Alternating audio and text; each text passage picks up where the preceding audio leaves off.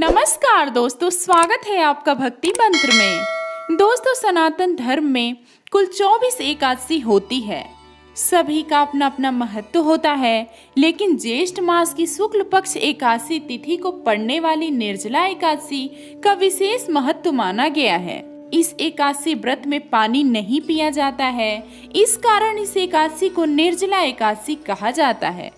इस एकादशी का व्रत करने से सभी 24 एकादशियों का फल मिल जाता है।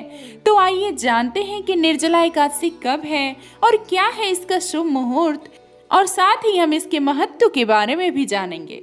निर्जला एकादशी को धार्मिक शास्त्रों में भीमसेनी एकादशी के नाम से भी जाना जाता है। इस बार यह एकादशी 21 जून सोमवार को पड़ रही है। निर्जला एकादशी की तिथि 20 जून को शाम 4:21 से आरंभ होगी। यह तिथि 21 जून को दोपहर 1:31 पर समाप्त होगी। एकादशी के पारण का शुभ मुहूर्त 22 जून को सुबह 5:24 से 8:12 तक रहेगा। निर्जला एकादशी में व्रती को गंगा दशहरा के दिन से ही तामसी भोजन का त्याग कर देना चाहिए। इस दिन लहसुन प्याज नहीं खाना चाहिए। रात में भूमि पर शयन करना चाहिए। अगले दिन ब्रह्म मुहूर्त में उठकर सबसे पहले भगवान श्री हरि का स्मरण करें। इसके बाद नित्य कर्म से निवृत्त होकर स्नान के पानी में गंगा जल डालकर स्नान करें। अब आचमन कर व्रत संकल्प लें, फिर पीले रंग का वस्त्र धारण करें। इसके बाद सूर्य देव को अर्घ्य दें। सूर्य देव को जल अर्पित करने के बाद भगवान विष्णु की पूजा पीले रंग के फूल, फल, अक्षत, दूर्वा और चंदन से पूजा करें। फिर ओम नमो भगवते वासुदेवाय मंत्र का जप करें।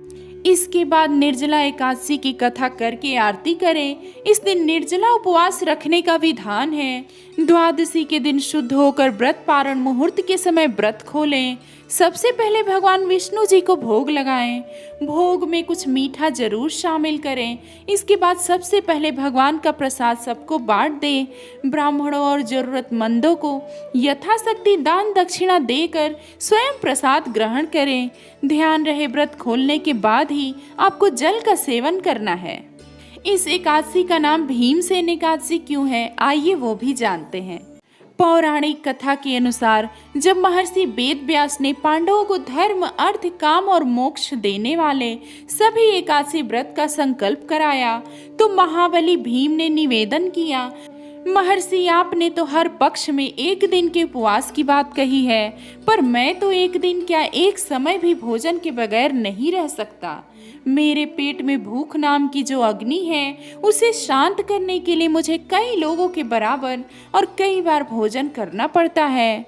तो क्या अपनी भूख के कारण मैं एकादशी के पुण्य व्रत से वंचित रह जाऊंगा? तब महर्षि ने भीम की समस्या का निदान करते और उनका मनोबल बढ़ाते हुए कहा, नहीं कुंती नंदन, धर्म की यही तो विशेषता है कि यह सबके योग्यता के अनुसार व्रत नियम की बड़ी सहज और लचीली व्यवस्था उपलब्ध करवाता है। अतः आप ज्येष्ठ मास की शुक्ल पक्ष की निर्जला नाम की एक ही एकादशी का व्रत करो और तुम्हें वर्ष की समस्त एकादशियों का फल प्राप्त होगा। निसंदेह तुम इस लोक में सुख, यश और मोक्ष की प्राप्ति करोगे। वेद व्यास के इतने आश्वासन पर भीमसेन भी इस एकादशी का विधिवत व्रत करने को सहमत हो गए। इसलिए वर्ष भर की एकादशियों का पुण्य लाभ देने वाली इस श्रेष्ठ निर्जला एकादशी को पांडव एकादशी या भीमसेनी एकादशी भी कहा जाता है। इस दिन जो स्वयं निर्जल रहकर ब्राह्मण या जरूरतमंद व्यक्ति को शुद्ध पानी से भरा घड़ा दान करता है, उसे जीवन में कभी भी किसी बात की कमी नहीं होती, हमेशा सुख समृद्धि बनी रहती है। तो दोस्तों, मैं उम्मीद करती हूँ आपको ये जानकारी जरूर अच्छी लगी होगी। आप अपने विचार कमेंट में जरूर बताएं। मिलते हैं कुछ और नई जानकारी के साथ, तब तक के लिए नमस्कार।